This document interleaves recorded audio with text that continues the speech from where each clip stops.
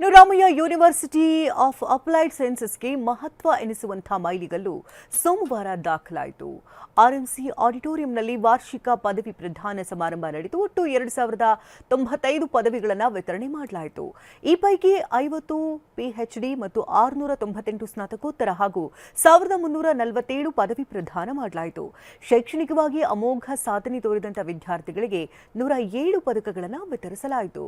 ಮುಖ್ಯ ಅತಿಥಿಗಳಾಗಿ centre for nano sciences and engineering Indian institute of science ಬಹುಶಿಸ್ತೀಯ ವಿಜ್ಞಾನ ಪ್ರೊಫೆಸರ್ ವಿಭಾಗದ ಡೀನ್ ಪ್ರೊಫೆಸರ್ ನವಕಾಂತ್ ಭಟ್ ಅವರು ಮಾತನಾಡಿ, ಈ ದಿನ ಪದವಿ ಪಡಿತಾ ಇರುವಂತಹ ಕಾಲಘಟ್ಟದ ವಿಶೇಷ ಏನೆಂದರೆ ಪದವಿ ಪಡಿತಾ ಇರುವಂತಹ ಎಲ್ಲರೂ ಜನ್ಸಿಗೆ ಸೇರಿದವರು. ಇನ್ನು 10 ದಿನ ಕಳೆದ್ರೆ 21ನೇ ಶತಮಾನದಲ್ಲಿ ಕಾಲು ಭಾಗವನ್ನು ಪೂರ್ತಿ ಮಾಡಿಬಿಡ್ತೇವೆ.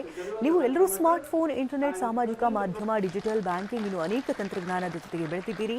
2000ನೇ ಇಸ್ವಿಯಲ್ಲಿ ವಿಶ್ವದ ಜನಸಂಖ್ಯೆಯ 5%ಕ್ಕಿಂತ ಕಡಿಮೆ ಜನರು ಇಂಟರ್ನೆಟ್ ಬಳಕೆಗೆ ಅವಕಾಶವನ್ನು ಪಡೆದಿದ್ರು. ಇನ್ನು ಆಗಿನ ಭಾರತದ ಜನಸಂಖ್ಯೆಗೆ ಹೋಲಿಸಿದ್ರೆ ಆ ಸಂಖ್ಯೆ 0.5ಕ್ಕಿಂತ ಕಡಿಮೆ ಇತ್ತು. ಅಂದ್ರೆ 200 ಜನರಲ್ಲಿ ಒಬ್ಬರು ಇಂಟರ್ನೆಟ್ ಬಳಕೆ ಮಾಡ್ತಾ ಇದ್ರು. ಈಗ 100ರಲ್ಲಿ 70 ಜನರು ಅತ್ಯುತ್ತಮ ಇಂಟರ್ನೆಟ್ ಸಂಪರ್ಕ ಹೊಂದಿದ್ದಾರೆ ಅಂತ ಹೇಳಿದ್ರು.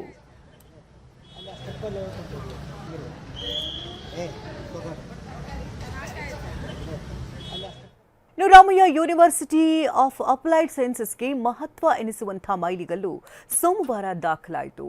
ಆರ್ಎಂಸಿ ಆಡಿಟೋರಿಯಂನಲ್ಲಿ ವಾರ್ಷಿಕ ಪದವಿ ಪ್ರದಾನ ಸಮಾರಂಭ ನಡೆಯಿತು. ಒಟ್ಟು 2095 ಪದವಿಗಳನ್ನು ವಿತರಣೆ ಮಾಡಲಾಯಿತು. ಈ ಪೈಕಿ 50 ಪಿಎಚ್ಡಿ ಮತ್ತು 698 ಸ್ನಾತಕೋತ್ತರ ಹಾಗೂ 1347 ಪದವಿ ಪ್ರದಾನ ಮಾಡಲಾಯಿತು.